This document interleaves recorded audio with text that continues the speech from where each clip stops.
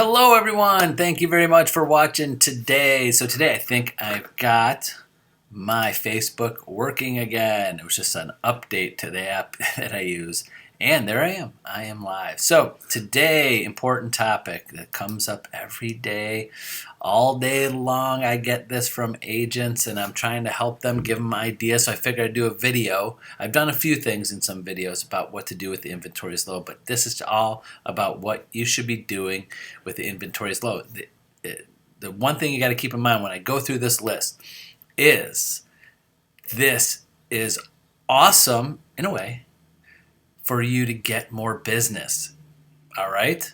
This is awesome that the inventory is low in a way, and we'll go over that, and how you could get more business because, well, let me go through the list first on that. So I know agents are getting frustrated. Their buyers are getting frustrated. I have agents losing buyers because they're not doing a few of these tips. I've had agents pick up buyers, which is good for when they come to us, because they thought their other agent wasn't doing enough to help them find a house. So when people feel that you, as a salesperson, as someone that they're looking for help, no matter what it is, and they could do it themselves, you're not going above and beyond. So if you have a buyer and you're just sitting there waiting for something to pop up on the MLS, or watching Zillow just like they are, waiting for something new to come on, they can do that themselves. If they catch on to that, that's all you're doing. They're going to go find another agent, or they're going to do it themselves, or call the listing agent as soon as something pops up because you didn't pick up the phone fast enough. So if you don't show your buyers while they're looking that you are going above and beyond what normally an agent does to help them find a house, they will stay with you till the end. So I'm going to give you some ideas on what things you have to do.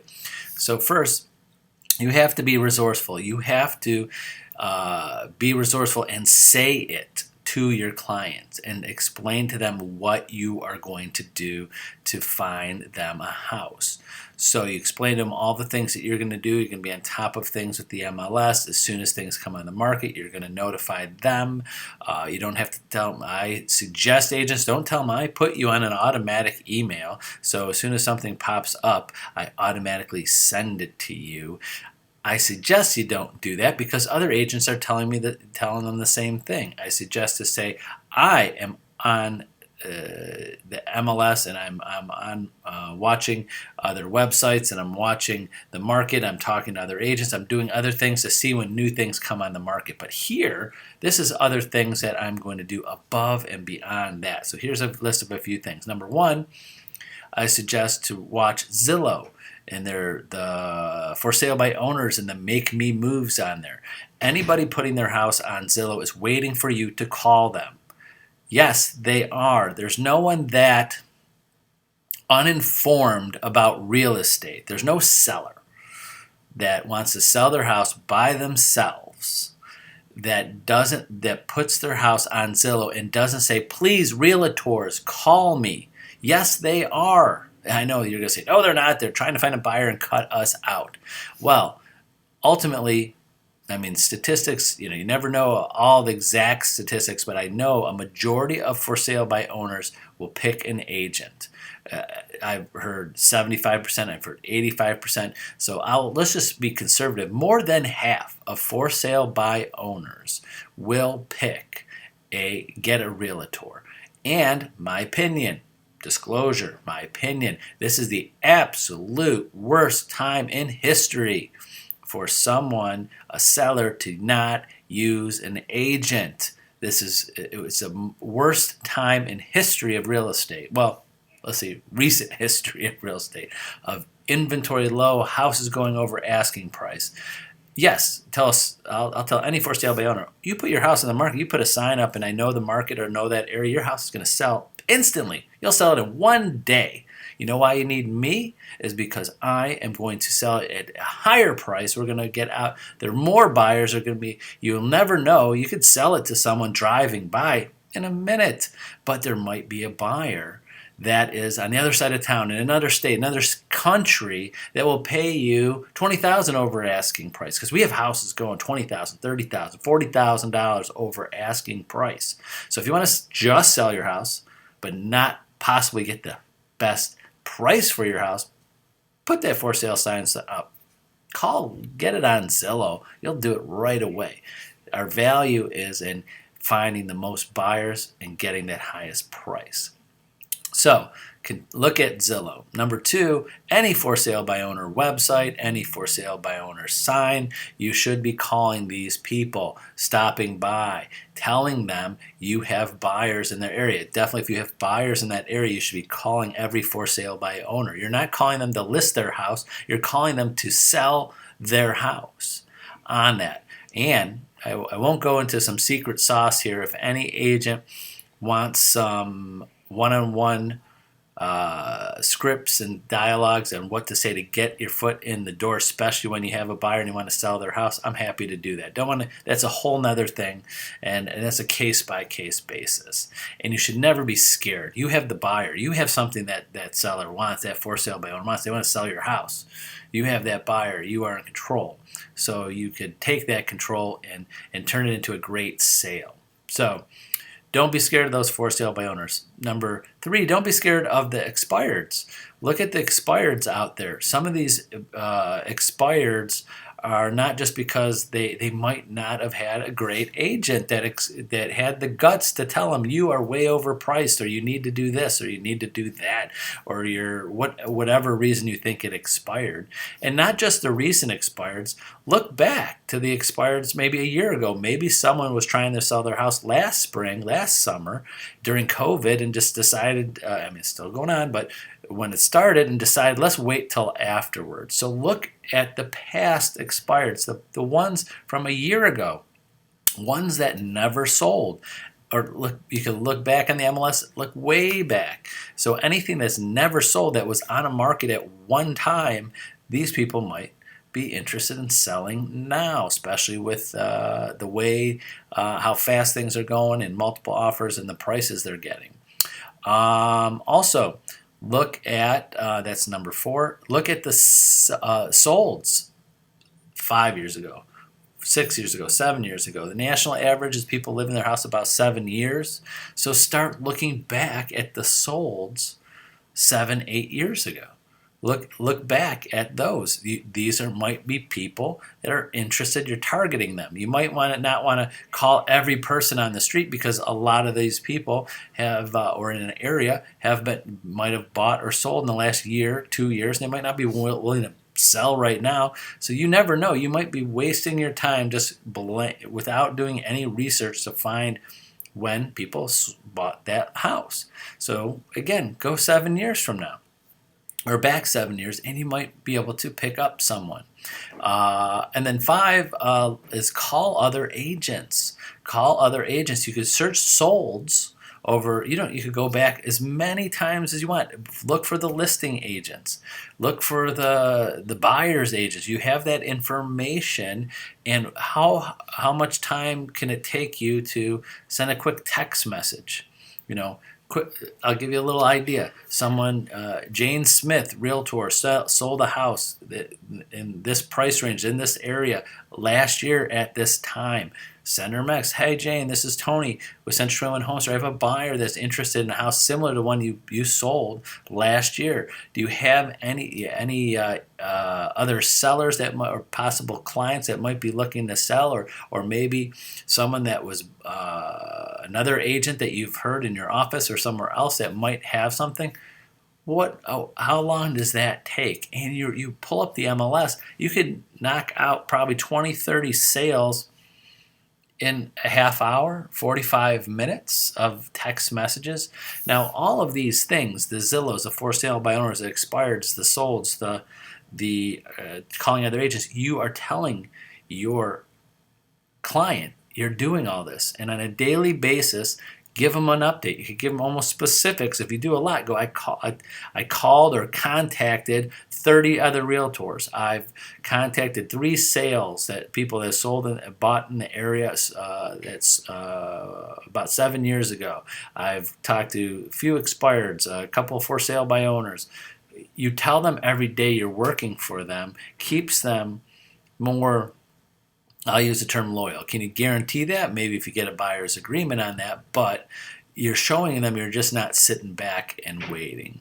So some other ideas too that you have to think about, and I got a couple more here, is that one, you got to target specific communities, specific, so you really got to find from your client. You don't go and say, well, I want to move to Solon. I mean, well, which areas of Solon? What part of the city, what style of home? You really get specific, so because you're going to go above and beyond, and you want to be specific to that. You're not going to just blanket call all streets. Next, you could door knock. Now, all of these things of you getting in front of people can bring you more listings. So you might come across someone that your buyer doesn't want, but they know you're actively looking for buyers. What does that show that person? That, wow, this agent has buyers in their pocket working with them. They have buyers that they're going above and beyond. I would want to use that agent to sell my house because they're actively have buyers and they're actively working hard for them, and they might be able to sell my house more than someone else. So these are things that people are thinking about when you're calling them. And again, you're not calling them to list their house. You're calling them, I have a buyer. I want to sell your house. It's a big difference. When you're calling them, hey, can I list your house? I might be able to sell it, to, hey, I have a buyer. Let's sell your house right now if you're interested in selling. So you could door knock. Again, check, depending on the city, check with the solicitation, check with the days, check if you have to get a permit. You got to make sure you're doing all the laws on that. And then last I'll talk about is writing a letter about your buyers. Writing that magic letter, that beautiful letter. Any agent that's has been through multiple offers, if you had a listing or had plenty of listings that have sold with multiple offers, I'm sure you are aware of the buyer letter, the magic buyer letter. Some putting pictures on there, telling them about their family, telling them about why they love the house. The buyers are doing everything they can, and agents helping them put them ahead of everybody else, and using those love letters, as we like to call them sometimes, from the buyer to the seller to help tug on their heartstrings about that buyer and why they love the house. So you could use those letters. My suggestion is these letters, you could either mail them or drop them off. You could go door to door and drop off these, but make sure where you drop them off. Just want a disclaimer that the mailbox, you cannot put things in a mailbox. So anybody out there, any new agents or any agents that didn't know this, the inside of a mailbox is federal property. So you cannot put things in there. So you could have door hangers, there's people who get bags that put that, but check with the city too to make sure. And you could call the building department or city hall and ask someone what their policy is in the city of going door to door, selling things and putting things on people's front porch or on their door hanger, or a bag with a letter in it, something on there. But if you send out these letters, a couple tips are handwritten, hand addressed, handwritten, hand stamped, not like through a machine. My suggestion is do not put it on a business envelope that has your name and your company name and stuff already printed on it. It looks more, if you want to use the word professional or corporate, and if it's typed and you're using a sticker, it's just going to go in the trash. But if they see a handwritten envelope, blank, maybe with you're writing your name or in the return address area, and you're stamping it with whatever, holiday stamp, heart, whatever, just a random stamp that people have, it's going to say, wow, this might be something that I want to open up. This is something that the open rate is way off the chart compared to something that's hand typed. And because I have agents that have printed out labels, put the labels on, and they already have envelopes made up, and they stamp it on a stamp machine or bring it to the post office to have them stamp it, and those get such a much lower open, just like in the garbage with a lot of those. So I suggest spending the time to not send out to 10,000 people looking for sellers, but send out more target handwritten if you can do that on there. So those are just some suggestions on what you can do. And everything I just said is a great reason to talk to people. When you have a buyer, you have something that someone else may want. So you're calling around, and it gives you the opportunity to talk to people without just saying, hey, do you want to sell your house? Maybe we'll put it on the MLS. Maybe we'll list it. Maybe you'll sell it.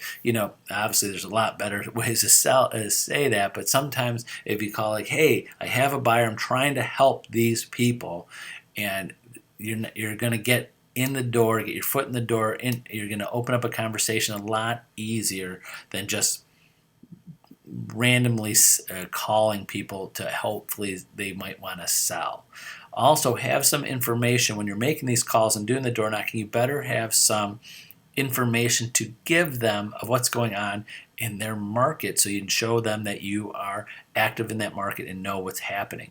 So if they go, no, we're not really looking to sell, okay, great. Well, just wanted to give you a little information that houses in your area, and based on the information I found on our county website about your house. Again, I haven't been in it, but the value could be anywhere around from here to here. Give them a little bit of a range, and one just sold down the street from you, 123 Main Street, and that one sold for $259, and it was they were asking $220, and it sold for $30,000 over asking. You could make sure you have information ready to give them. You should even be right on the MLS while you're making these calls. So if someone asks you a question, and it shows how much you don't have to say, hey, I'm right on the MLS and just pulling up this information for the first time, but you could tell them, oh yeah, there's a house 2 streets over, that one sold, that was on the market for 3 days, there's one that's for sale right now, been on the market a couple days, there's a pending. You don't have to tell them you're just reading off a screen, but you at least, if you're not 100% familiar with everything that's happening in that market, at least have the MLS up and running and active there, so you could look up things for people. And also you'll have information on those client or those people you're talking to, possible clients and their neighbors, and pull up all the tax information and all of that.